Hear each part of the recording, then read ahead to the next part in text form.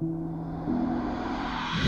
अगस्त 2024 कोलकाता के RG Kar medical college में सुबह के 3 बजे से 7 बजे के बीच एक ऐसा इंसिडेंट होता है जिसे सुनकर लोगों के रोंगटे खड़े हो जाते हैं। Protests continue in India after the sexual assault and murder of a medical student early. जिसे मैनेज करने के लिए वहाँ की गवर्नमेंट बिना सर पैर वाला एक्शन लेती है। एक horrifying rape and murder case को सुसाइड बताकर जल्द से जल्द रफा दफा करने की कोशिश की जाती है, जहाँ नेशनल मीडिया के सामने प्रोटेस्टर्स पर मॉब अटैक होते हैं। और इन सारी सिचुएशन के बीच वहाँ की पुलिस पब्लिक की साइड है, क्रिमिनल्स की इसका कुछ पता नहीं। हम बात कर रहे हैं Kolkata doctor murder and rape case के बारे में।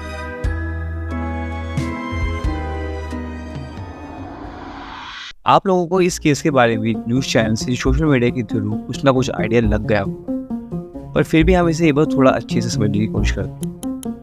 9 अगस्त 2024 कोलकाता के आरजी खेर मेडिकल कॉलेज में एक 31 year old post graduating trainee अपनी 36 आवर लॉन्ग की शिफ्ट पर होती है। ये शिफ्ट उनके डॉक्टर प्रोग्राम का एक इम्पोर्टेंट पार्ट है, जहाँ पर उन्हें अपनी शिफ्ट के हिसाब से पेशेंट के पास हर वक्त मौजूद रहना होता है। और क्योंकि ये शिफ्ट काफ़ी लंबी होती है, 24, 32 या 72 आवर्स तक की, तो इन ट्रेनिंग्स को बीच बीच में आराम करना या रेस्ट लेना अलाउड होता है। अब यही सिचुएशन होती है हमारी विक्टिम के केस में, जहाँ पर पूरे दिन की शिफ्ट के बाद वह अपने पेरेंट्स को कॉल करती हैं, रात के 11:30 बजे गुड नाइट कहती हैं और फिर अपने 4 कलीग के साथ कॉलेज के सेमिनार हॉल में लंच करने के लिए चली जाती हैं और फिर वहीं पे आराम करने के लिए रुक जाती हैं, जहाँ पर उनके कलीग्स अपनी अपनी शिफ्ट पर लौट जाते हैं। फिर रात के 3 बजे उनके पास एक इंटर्न आता है कुछ रिपोर्ट्स को दिखाने के लिए, और रिपोर्ट्स चेक करवाने के बाद वो भी उस सेमिनार हॉल से चला जाता है और विक्टिम वही सेमिनार हॉल में आराम करने के लिए सो जाती है। आखिरी बार होता है जब उन्हें जिंदा देखा जाता है, क्योंकि अगले दिन सुबह के 7:30 बजे उनकी बॉडी सेमिनार हॉल से निकाली जाती है, semi naked and bleeding from her eyes and private parts. In injury से यह साफ पता चलता है कि लड़की के साथ असॉल्ट हुआ है, पर कॉलेज इस फैक्ट को छुपाने की कोशिश करता है by stating it as a suicide death. 11:20 पर विक्टिम की फैमिली को कॉलेज से कॉल आता है कि आपकी बेटी ने सुसाइड कर लिया है, आप जल्द से जल्द कॉलेज में आ जाएं। बट उसके बाद भी उन्हें 3 घंटा वेट कराया जाता है and after only the victim father are allowed to enter the exam.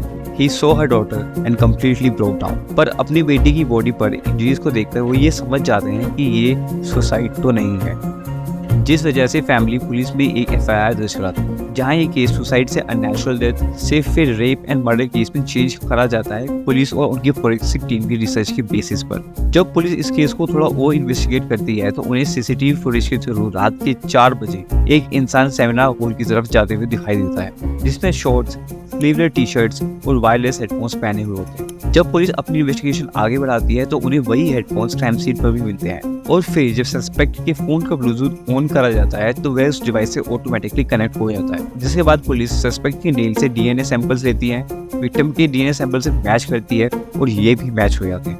और जब पुलिस के पास ये सारे एविडेंस होते हैं तो सस्पेक्ट भी अपने क्राइम को कन्फेस कर देता है। इस इंसान का नाम होता है संजय रॉय, एक 33 साल का कोलकाता पुलिस सिविल वॉलंटियर, जो एक ऑफिशियल पुलिस पोस्ट नहीं है, पर जहाँ भी इंसान जाता है अपने आप को एज अ पुलिस ऑफिसर ही इंट्रोड्यूस कर रहा है।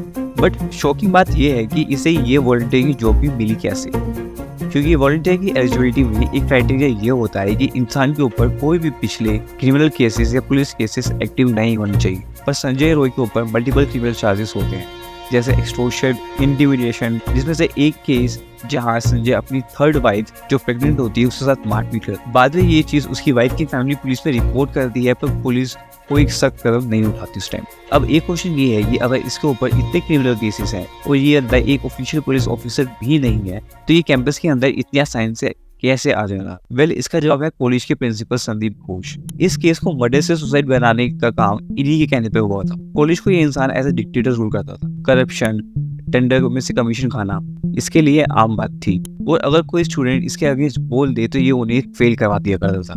बहुत से डॉक्टर और स्टूडेंट्स कहते हैं कि ये सारी चीज़ें संदीप इसलिए कर पाता था क्योंकि इसकी कोलकाता गवर्नमेंट TMC के साथ बहुत अच्छे रिलेशन थे, और ये एलिगेशन इसलिए भी सच लगते हैं क्योंकि जिस दिन Sandeep RG Kar medical college से रिजाइन देता है उससे अगले दिन ही वो एक दूसरे मेडिकल कॉलेज में एज अ प्रिंसिपल अपॉइंट कर दिया जाता है। वो तो स्टूडेंट और डॉक्टर ने उसे ये पोजीशन लेने से रोक लिया और बाद में हाईकोर्ट ने भी इसकी इस अपॉइंटमेंट को कैंसिल कर दिया। इसलिए संजय संदीप के साथ अपने रिलेशन को बताकर कॉलेज में एंट्री ले लिया करता था। अब जब बात कोलकाता की गवर्नमेंट के ऊपर आई तो कोलकाता की गवर्नमेंट यानी कि टीएमसी ने भी अपना एक अलग ही सर्कस शुरू कर दिया, जहां वहाँ पे टीएमसी की लीडर ममता बनर्जी रोड पर प्रोटेस्ट करने के लिए आती है और मांग करती है कि क्रिमिनल को फांसी की सजा मिले।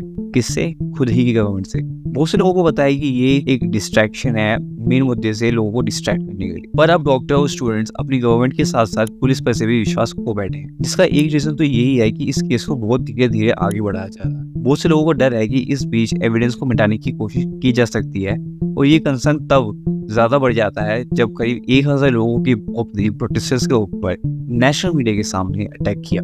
अब हाई कोर्ट के ऑर्डर पर सीबीआई ने इस केस को हैंडल कर लिया है, पर अभी भी इस केस पे काफी चीजें बाहर आ रही है। ये मैंने आपको बहुत ब्रीफ में एक्सप्लेन किया है कि पूरा केस है क्या, पर अभी भी सबसे बड़ा क्वेश्चन बाकी है, ये रेप केसेस इतने कैसे बढ़ रहे हैं। और जब मैं इस क्वेश्चन को लेकर थोड़ी रिसर्च करी तो मेरे होश उड़ गए। 2012 के निर्भया केस में जब लोगों के बीच एक आउटरीच स्टार्ट कर दिया था इन क्राइम्स के अगेंस्ट, तो बहुत से लोगों को लगा था कि अब कुछ तो चेंज होगा, हमारी बहन बेटी पहले से थोड़ी तो सेफ फील करेंगी। ये आउटरीच के बाद जो आईपीसी की सेक्शन 376 में स्ट्रिक्ट चेंजेस करे गए हैं, इनसे रेपिस्ट थोड़ा तो डरेंगे, पर ऐसा कुछ नहीं होता है। प्रोटेस्ट कुछ महीने में खत्म हो जाता है और रेप केसेस वापस अपना पेस पकड़ लेते हैं। निर्भया केस 2012 से अब कोलकाता डॉक्टर केस के बीच में अप्रोक्सीमेटली 3,73,711 केसेस रिपोर्ट करे गए हैं।